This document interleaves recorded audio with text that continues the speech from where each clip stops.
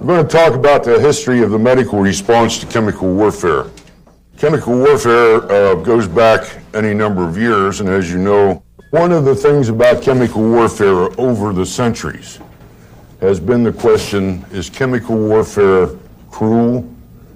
Is it humane? Is it inhumane? Is it a proper way to fight a war? Now, one would ask, this Patagonian Indian, is that weapon that put that hole in his head, is that a humane weapon?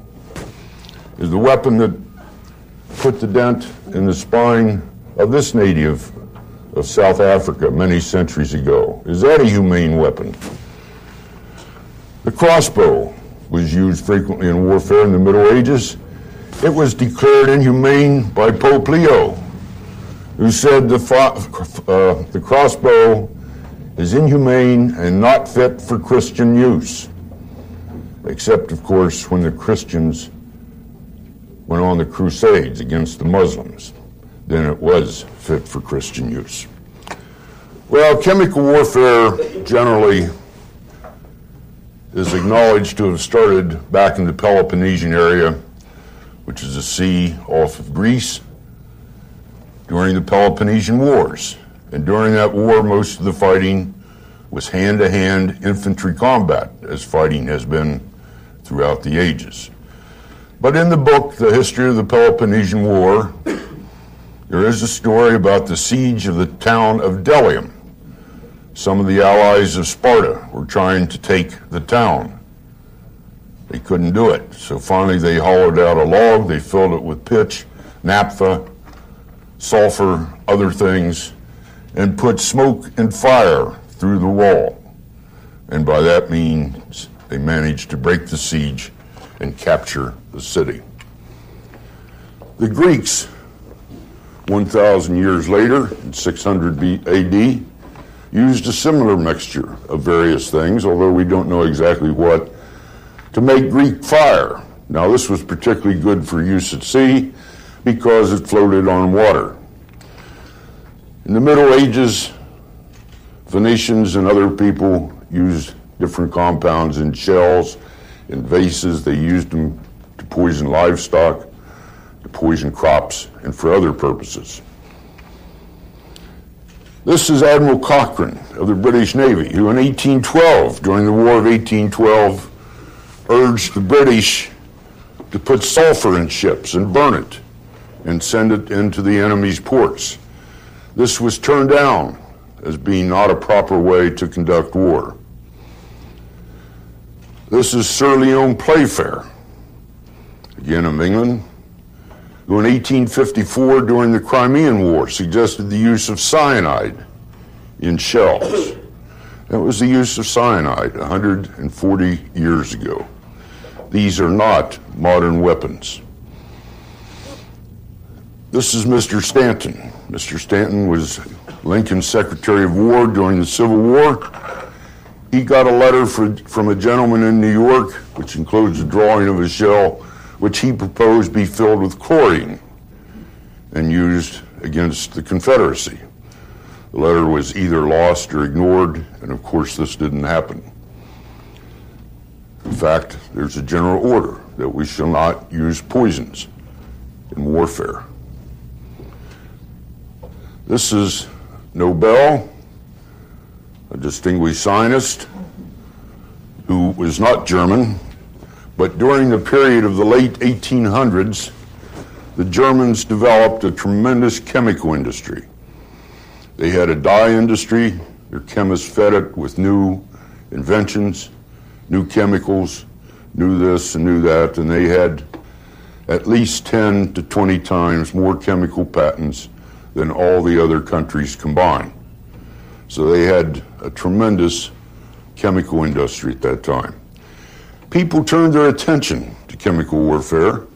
This is the Hague Convention of 1899. Chemical warfare was discussed at length. Is it humane? Is it proper? Is it legal? As though anything is legal or illegal in wartime. And this is our representative, Admiral Mohan. If any of you are in the Navy, some of you are, you might recognize that name. He argued on behalf of the United States that we should not prohibit the use of chemicals in war. He said they might be used to lessen the suffering on the battlefield. Well, despite his argument, chemicals were prohibited with a very weakly stated proposal from that convention. Parties agreed to abstain from the use of projectiles which might have poison gas. Well, we've had the development of the chemical industry. We've had the proposed use of chemicals. We've had the political discussions about them. And then, in 1914, the first large-scale testing ground of chemical agents. The first agents used were riot control agents. They were used in very small skirmishes, mostly by the French because they'd used them before the war, and they weren't too successful. Then along came the flamethrower. Now we get back to the concept of fire, smoke, burns, asphyxiation as chemical weapons. And some of them still do those things. Most of them do one or another of those things. Nonetheless, flamethrower was not too successful. It lasted only a minute. You could get rid of it by shooting the holder. And besides that, they tended to blow up while being used. So joining the flamethrower corps was not a popular thing to do. World War I was fought mostly in trench lines. These were dug-in trenches, complex systems of trenches, and they didn't move too much during the whole war, no more than 10, 20 miles in either direction. And it kind of roughly went that way, if you can see where it is. And along that trench line in the middle, in Belgium, was the town of Ypres, an old, beautiful walled town, which still exists. And one late afternoon in April of 1915, suddenly over the battlefield, there were large clouds of greenish, yellowish gas, chlorine, used by the Germans. A complete surprise. It's caused large numbers of casualties, many of whom died from asphyxiation, pulmonary agents. Well, this caught the Allies by surprise. There was a hole in the line, and the Germans could have walked all the way to England had they so chose. But they weren't ready. They were surprised by the success of this. Their reserves were over on the Eastern Front, fighting the Russians.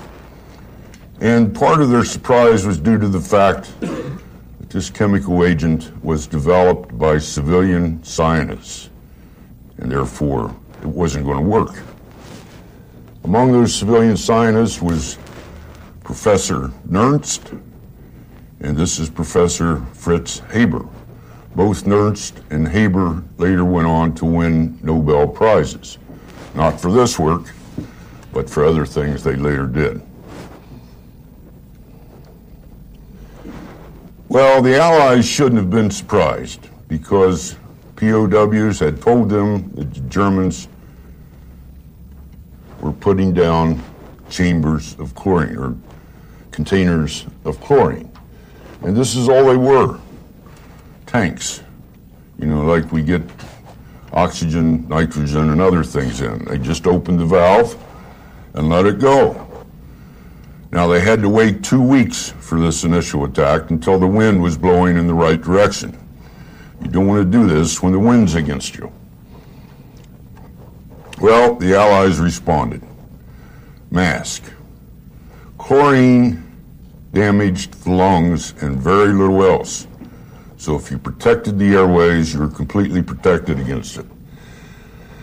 That veil mask wasn't too much protection. This is a leather mask with gauze containing glycerin hypochlorite, which we still use. A little more sophisticated mask. This is a mask with the canister up on the mask itself. And this is a mask with the canister in the pouch. Now, what was the prime mover in World War I?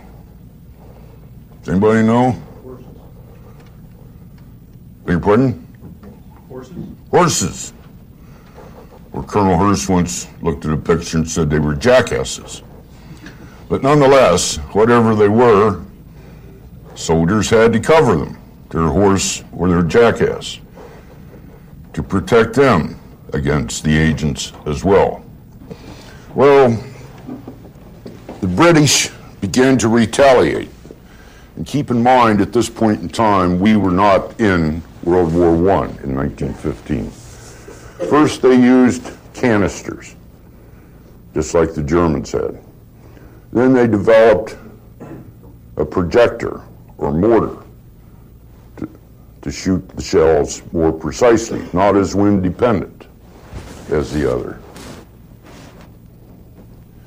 People soon found out it was no fun fighting a war in protective mask, and it is no fun to take care of casualties wearing a protective mask. Well, we got into the war. In 1917, the U.S. Army did not have a chemical corps. In fact, the chemical mission was dispersed throughout the Army. Research was done by contractors. This is American University in Washington. And some of the results of that research were dug up a few years ago. Shells and other things were found buried in that area of Washington, left over from this. The Signal Corps made alarms, the engineers made weapons, and the medical department was responsible for training and for protective masks. This is a factory on Long Island. These women are making masks. And this was one of the first time that women in the workforce did fine technical tasks. Women have been in the workforce for centuries, but not doing this type of task. Posters were out that says, you can't see it, it says the final inspector, to encourage people to do better. Well, the first masks that were sent to Europe didn't work too well. They didn't filter out some of the things they should, so we had to use French masks. This is basically where you sit today. This is this peninsula in October 1917. Shortly after we entered the war. This is that same site about 4 months later, a large industrial complex making drums of agents. Now, can you imagine something going from a pasture to a large industrial complex today? You couldn't even get a contract written in 4 months to do something like that today. Nonetheless, this was the agent that was made.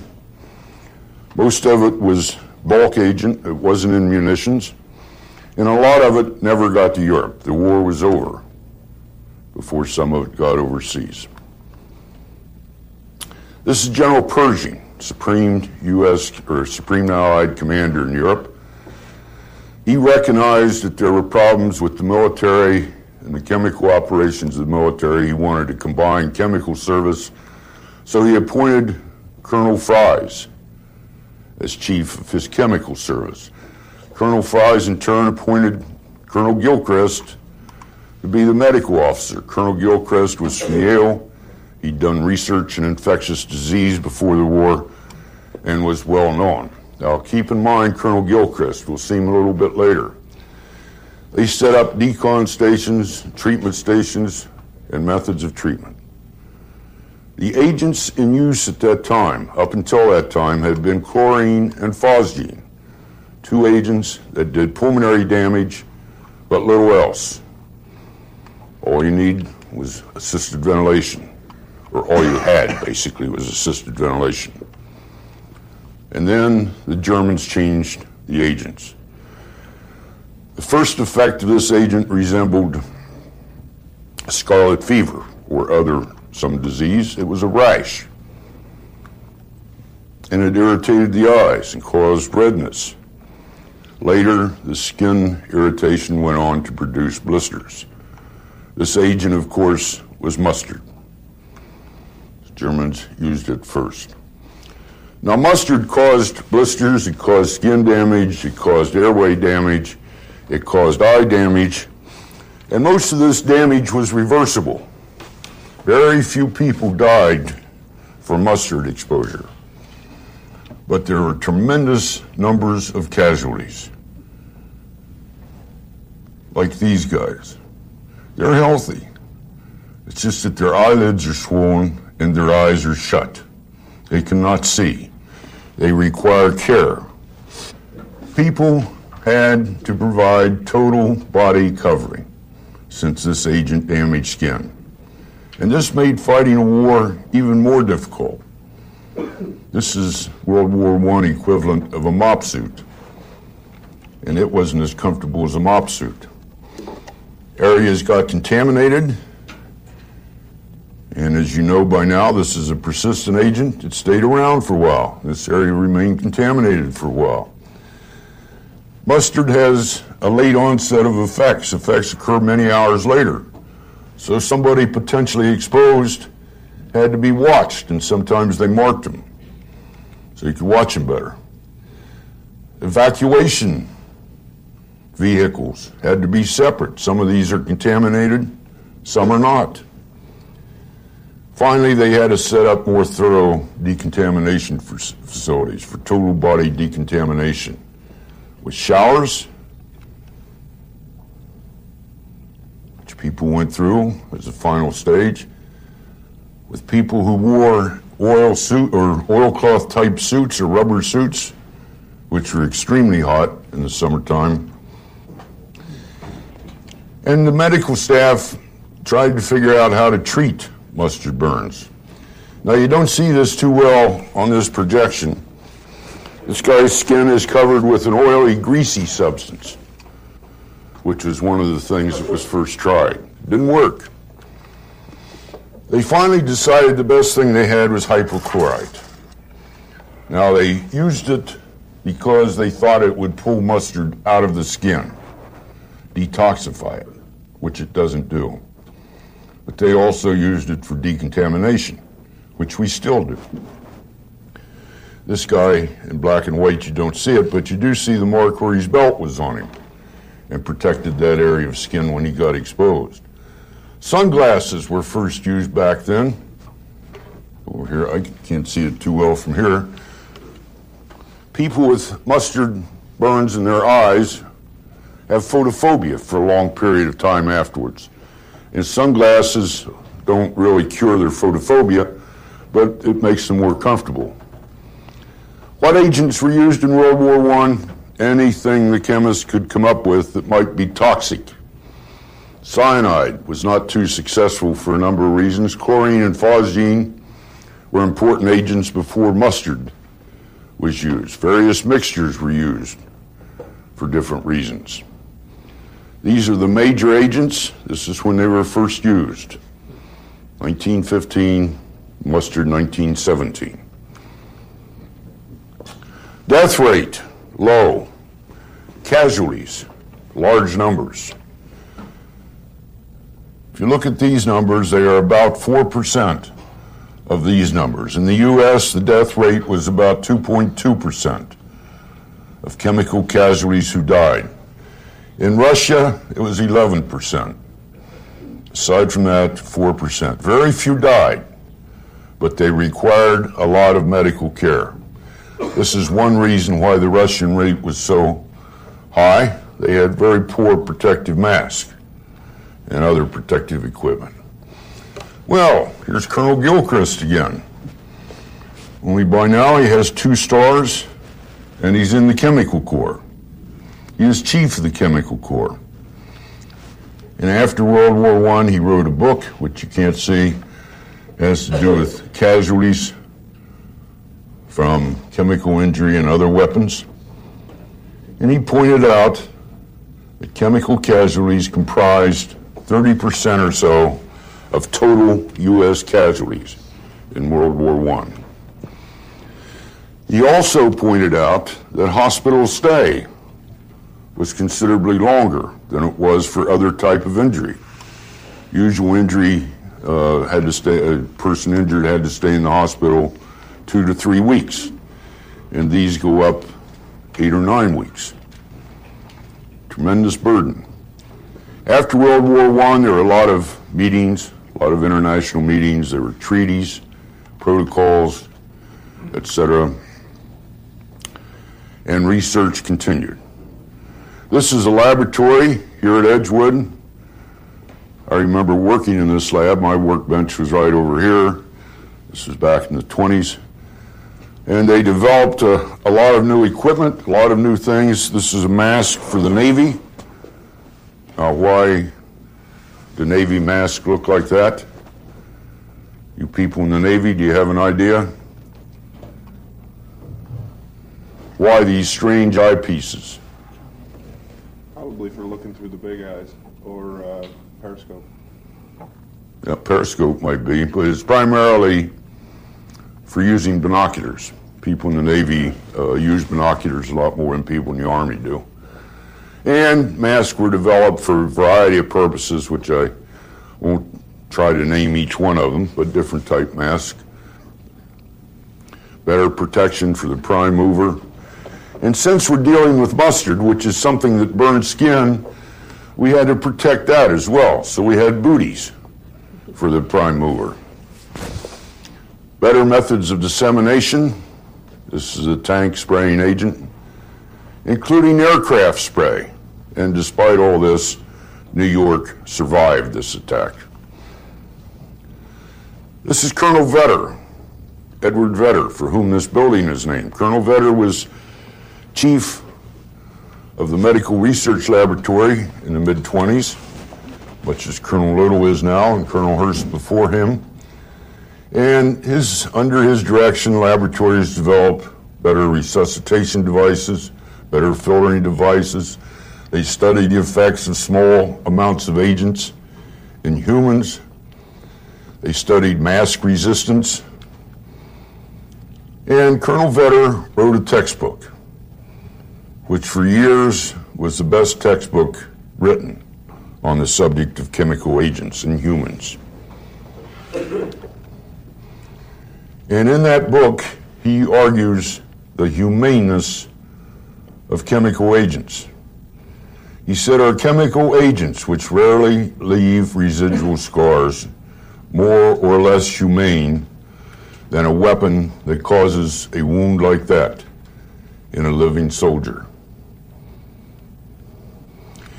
Well, also during the wars, the British trained and had drills using protective masks.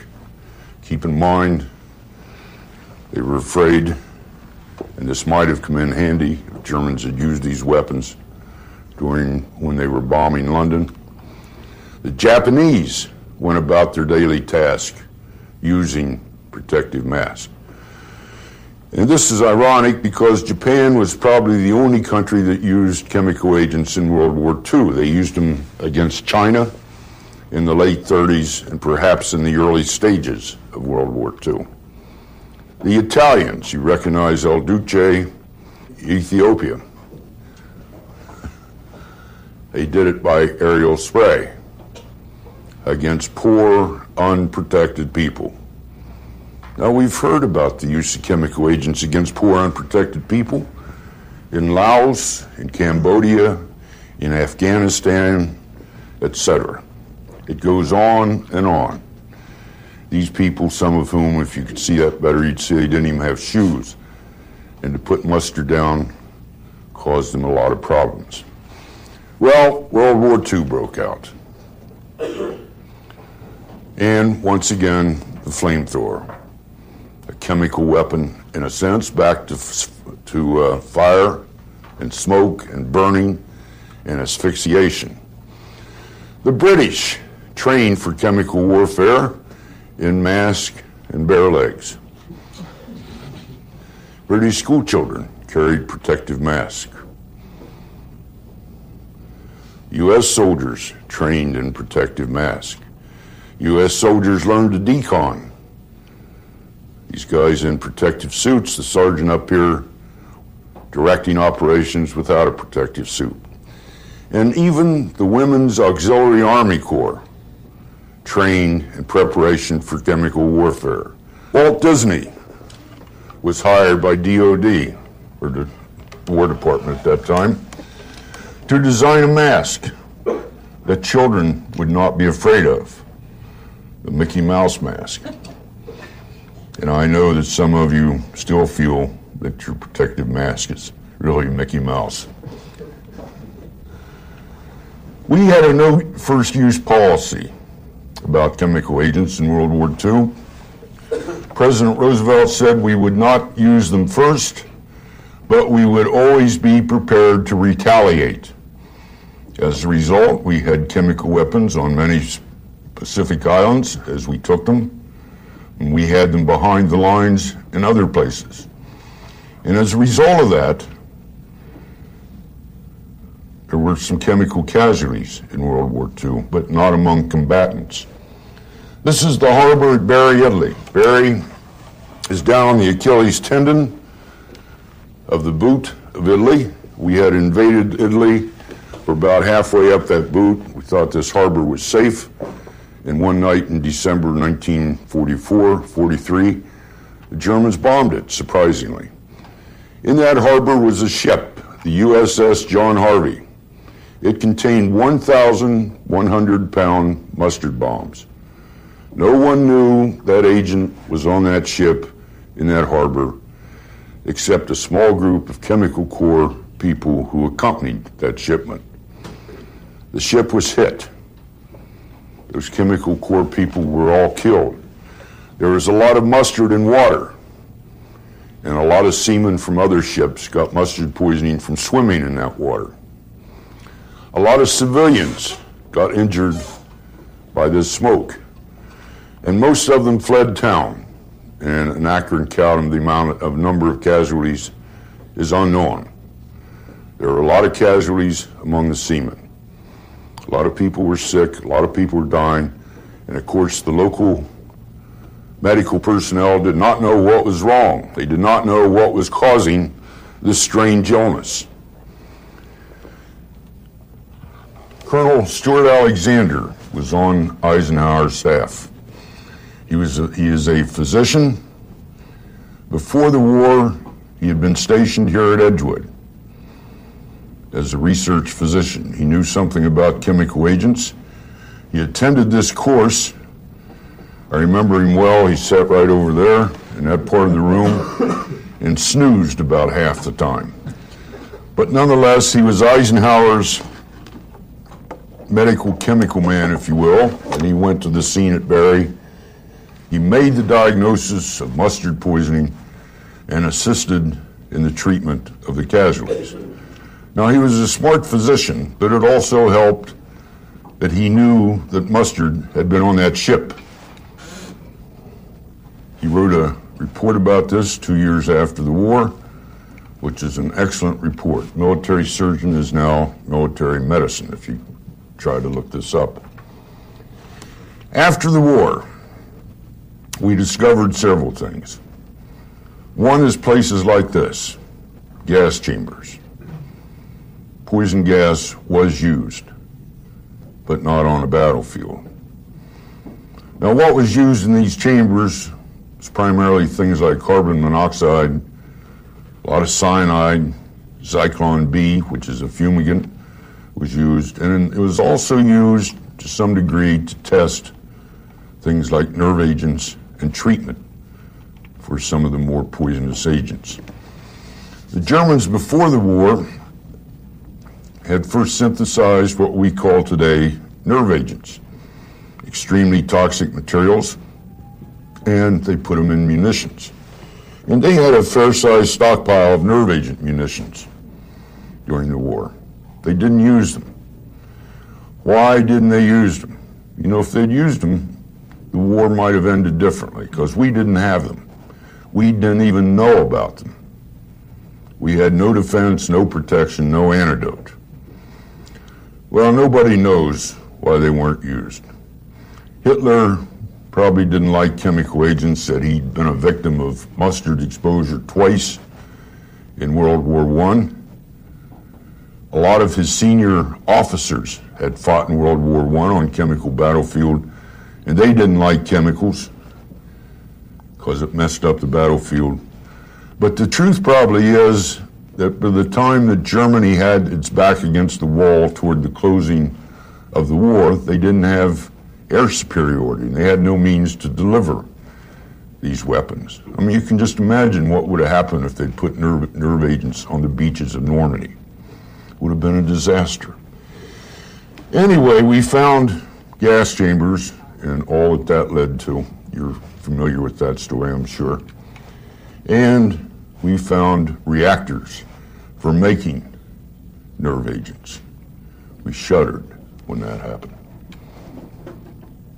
Well, since World War II, where have agents been used? They were used by Egypt in the Yemenese Civil War. They were used by the U.S. in Vietnam, riot control agents. They allegedly were used against the Hmong in Laos. They allegedly were used against Cambodian refugees. They were used in Afghanistan. And certainly they were used by Iraq and Iran. Iraq against Iranians and Iraq against its own people, the Kurds. So with that background, when we were preparing to go to war for Desert Shield, Desert Storm, and Colonel Hurst is probably going to tell you all about this, we had to look back and think about the medical response to chemical agents and what we could do about taking care of casualties from those agents.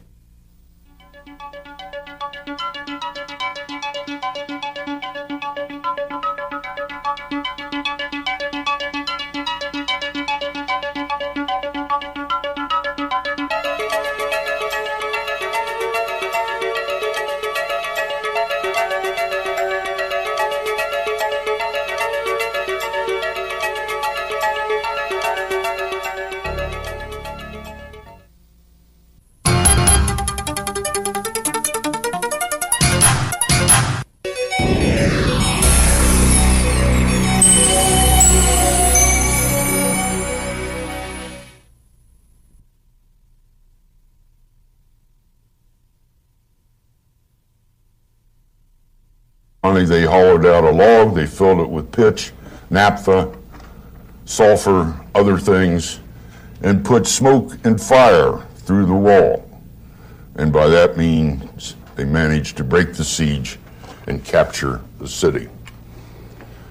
The Greeks, 1,000 years later, in 600 AD, used a similar mixture of various things, although we don't know exactly what, to make Greek fire. Now, this was particularly good for use at sea because it floated on water.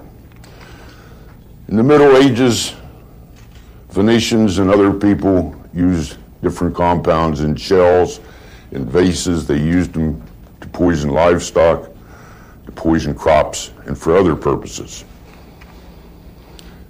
This is Admiral Cochrane of the British Navy, who we're going to talk about the history of the medical response to chemical warfare. Chemical warfare goes back any number of years, and as you know, one of the things about chemical warfare over the centuries has been the question, is chemical warfare cruel? Is it humane? Is it inhumane? Is it a proper way to fight a war? Now, one would ask, this Patagonian Indian, is that weapon that put that hole in his head, is that a humane weapon? Is the weapon that put the dent in the spine of this native of South Africa many centuries ago, is that a humane weapon? The crossbow was used frequently in warfare in the Middle Ages. It was declared inhumane by Pope Leo. 1812, during the War of 1812, urged the British to put sulfur in ships and burn it and send it into the enemy's ports. This was turned down as being not a proper way to conduct war. This is Sir Leon Playfair, again of England, who in 1854, during the Crimean War, suggested the use of cyanide in shells. That was the use of cyanide 140 years ago. These are not modern weapons. This is Mr. Stanton. Mr. Stanton was Lincoln's Secretary of War during the Civil War. He got a letter from a gentleman in New York, which includes a drawing of a shell, which he proposed be filled with chlorine and used against the Confederacy. The letter was either lost or ignored, and of course this didn't happen. In fact, there's a general order that we shall not use poisons in warfare. This is Nobel, a distinguished scientist who was not German, but during the period of the late 1800s, the Germans developed a tremendous chemical industry. They had a dye industry. Their chemists fed it with new inventions, new chemicals, new this and new that, and they had at least 10 to 20 times more chemical patents than all the other countries combined. So they had a tremendous chemical industry at that time. People turned their attention, who said the crossbow is inhumane and not fit for Christian use, except, of course, when the Christians went on the Crusades against the Muslims. Then it was fit for Christian use. Well, chemical warfare generally is acknowledged to have started back in the Peloponnesian area, which is a sea off of Greece, during the Peloponnesian Wars. And during that war, most of the fighting was hand-to-hand infantry combat, as fighting has been throughout the ages. But in the book, The History of the Peloponnesian War, there is a story about the siege of the town of Delium. Some of the allies of Sparta were trying to take the town. They couldn't do it, so